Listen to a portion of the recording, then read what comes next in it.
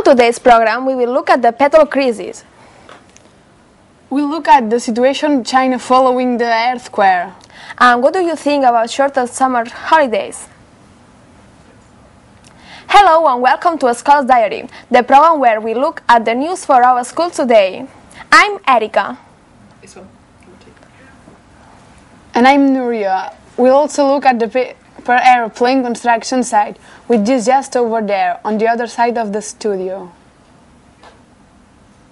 How did you get to school today?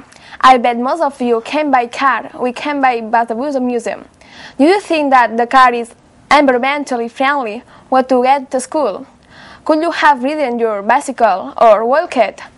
Petrol has become a lot more expensive recently, so we sent Sonali to investigate from the comfort of her own car. As Gervais Finn observed... But we won't get very far if the tank's empty. Only problem is, a trip to the petrol station is getting pretty expensive. It costs £60 to fill up Sonali's car. A year ago, it cost £50, and she needs to fill up about twice a month. For bigger cars and trucks, it costs even more.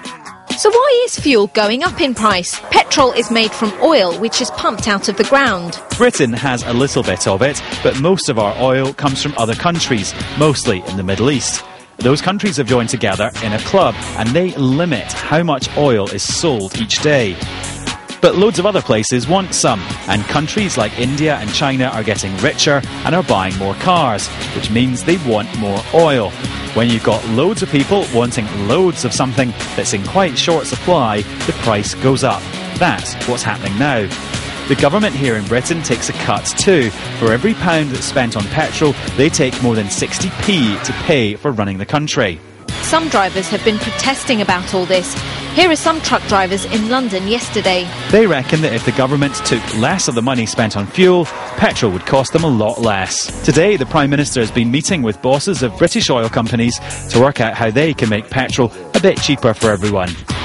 Some people reckon there's not even much he can do about it. And green groups are worried that with all this fuss about petrol prices, we've all forgotten that driving our cars too much might not be the best news for the planet. Book, The Other Side of the Dale, one schoolgirl said the best thing about the school was going home. Do you agree? Well, soon we will be able to follow her example by going home for the long summer holidays. Just think, 6 weeks with no school, isn't that fantastic? Well, it is, isn't it? Here is Christina with a round-up of our comments. Our email inbox has been filled with comments on this subject, like Mary from Manchester, who says school it's okay, but you need a long summer break. And Daisy from Colleges says we need long holidays to do what we really want to do.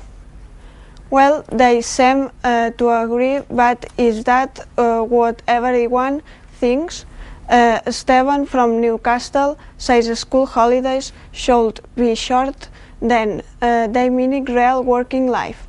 And on a similar vein, Margaret from Birmingham thinks we have so many holidays that there isn't enough time for lessons.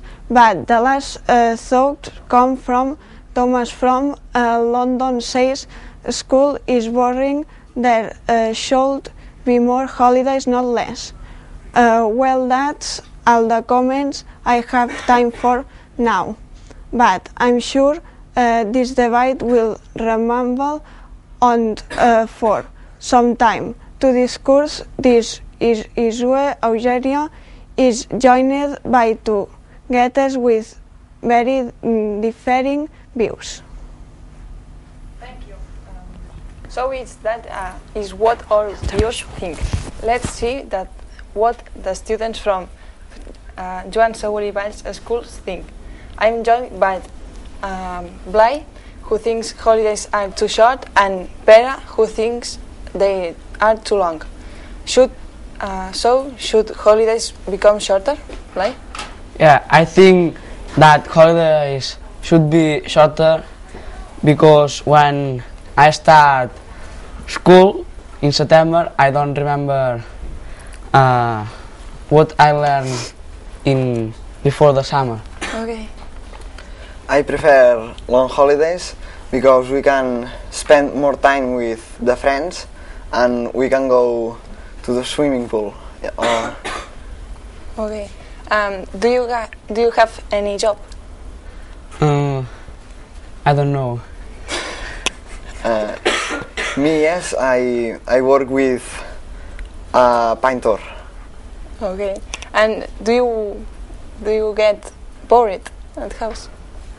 Yeah, I don't go to swimming pool, and in house I work. Okay. And your parents like you stay at home? Sometimes yes, sometimes no.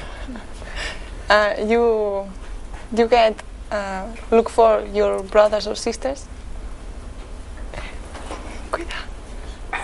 No. No. Okay. Thank you. You enjoy us. You're welcome. Thanks. Okay. See you.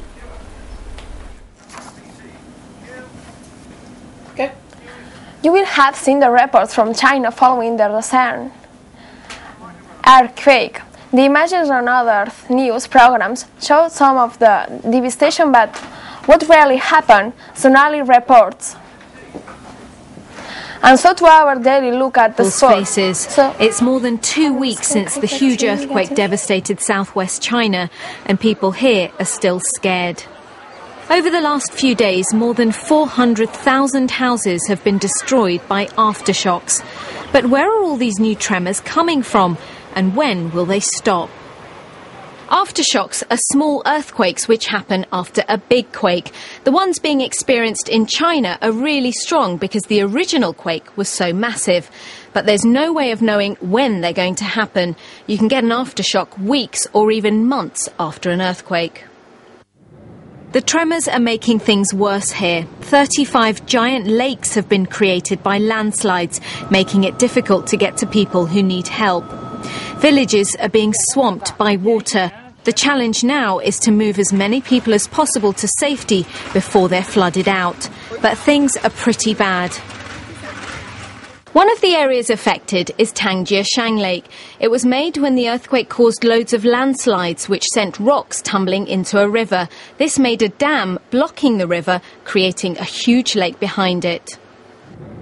There's a danger water could burst through the dam, putting millions more lives in danger. Soldiers are working hard to get water flowing out of the lake by moving as much rubble as they can. But it's not easy. The weather here is about to get worse, and the aftershocks are making life here even harder than it already is. And so to our daily look at the sport. So how is the school cricket team getting on? Well, look at cricket in a moment. But first,